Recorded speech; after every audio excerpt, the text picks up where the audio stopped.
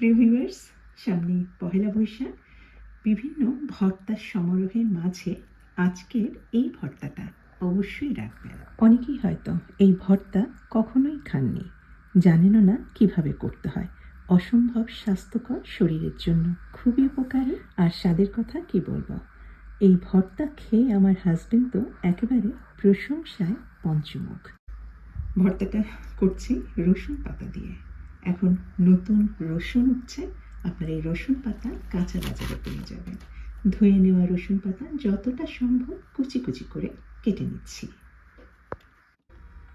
পাতা দিয়ে ভর্তা করতে গেলে বিশেষ করে ধনে পাতা যদি ব্যবহার করা হয়, সেক্ষেত্রে পাতা থেকে কিন্তু প্রচণ্ড পানিটা ছেড়ে দেয়। সেটাই যাতে না হয়, এই জন্যই আমি কিছুটা ধনে পাতা ডাঁটাটাও নিয়েছি, পাতাটাও নিয়েছি, আর একদম শুকনা প্যানে একটু হালকা গরম হয়েছে টেলে নিচ্ছি। এইভাবে টেলে নিলেই কিন্তু যে কোনো ধরনের পাতার ভর্তাই করেন না কেন, পাতা থেকে কিন্তু আর পানিটা ছেড়ে ভর্তা কিন্তু একেবারে তরল বা লিকুইড হয়ে যাবে না। এই কারণে রসুন পাতাটাও ধনে পাতার সাথে টেলে নিয়েছি।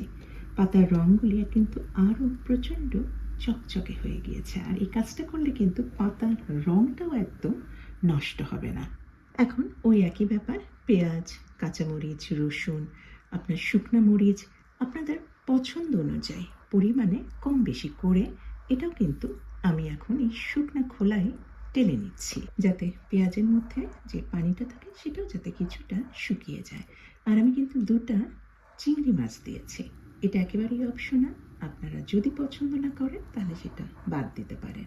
আর সামান্য পরিমাণে দিলাম হলুদ গুঁড়া। সর্ষের তেল, লবণ দিয়ে ভালোভাবে যখন পেঁয়াজ, কাঁচামরিচ, চিংড়ি ভাজা হয়ে গিয়েছে, এখন হামানদিস্তায় আমি জাস্ট ছেঁচে নেব। তবে ইচ্ছা করলে আপনারা পাটায় একেবারে মিহি করে বেটে নিতে পারেন, তবে আমার কাছে এই ভর্তাটা একটু ছাবড়া ছাবড়া হয়ে থাকে, সেটাই খেতে বেশি ভালো লাগে। আবার ইচ্ছা হলে সামান্য কিছুটা লেবুর রসও কিন্তু মাখিয়ে নিতে পারেন, একটু টক টক লাগবে। টক ঝাল আর রসুন আর ধনেপাতার একসাথে যে স্বাদ, সেটা এই ভর্তা না করলে কিন্তু বুঝতেই পারবেন না। সবাই ভালো থাকবেন। আল্লাহ হাফিজ।